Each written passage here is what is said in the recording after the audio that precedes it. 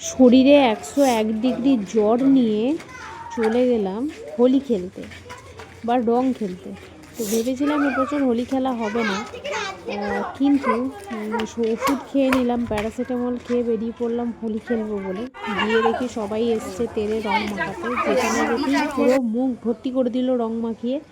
মানে আমাকে কোনো রকমভাবে দাঁড়ানোর সুযোগই দিল না, এমন রং মাখিয়েছে। চোখের ভেতর কানের ভেতর রং ঢুকে গেছে, চোখে তাকাতে পারছি না, চোখ জ্বালা করছে প্রচণ্ড, মানে প্রচণ্ডভাবে চোখে রং ঢুকে গিয়েছিল।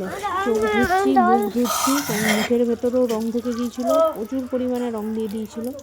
প্রথমে তো ভেবেছিলাম বোধহয় কানাই হয়ে যাব, মানে অন্ধ হয়ে যাব, মানে এমনভাবে রংটা ঢুকেছে।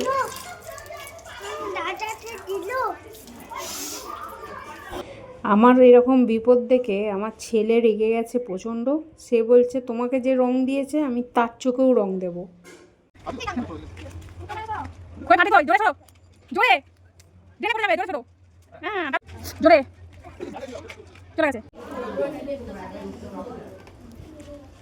তারপরে আবার রং মাখতে চলে গেলাম। মানে সত্যি কথা বলতে একটা দিন রং খেলা, ওই ভয়ে চোখে রং দিয়েছে বলে ভয়ে বসে থাকবো তা নয়, আমিও চলে গেলাম তারপরের অ্যাটাক করতে।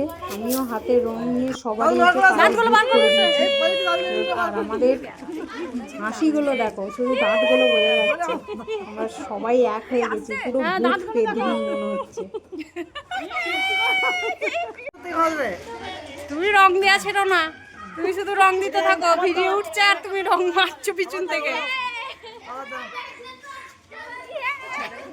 আমরা যেভাবে রং খেলি, এই আমরা যে মেয়েগুলো আছি, তো এইগুলো ভিডিওতে সব জিনিসটা আনা সম্ভব হয় না, তাই ভিডিও অনেক জায়গায় করিনি। আর ফোন বার করাই যায় না, কারণ ফোনও একদম ভূত হয়ে যাবে। আর আমাদেরকে কেমন লাগছে অবশ্যই কমেন্টে জানাবেন। পুরো পেতনি লাগছে, বুঝতেই পারছো।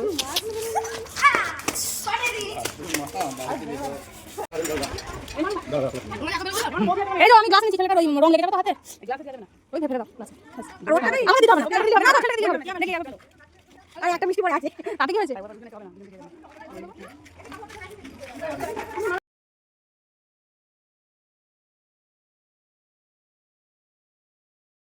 আমাদের এবছর হোলি রং খেলা দারুণ কেটেছে। তোমাদের কীরকম কাটলো জানিও। আমাদের প্রতি বছর এরকমই হয়, কারণ আমার বিয়ের পর থেকে যতবারই আমি শ্বশুরবাড়িতে হোলি খেলি এরকমভাবেই হোলি খেলা হয়।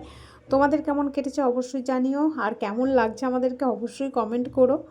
হাতে রঙে ভর্তি, তাই গ্লাসে করে নিয়ে এসেছি মিষ্টি।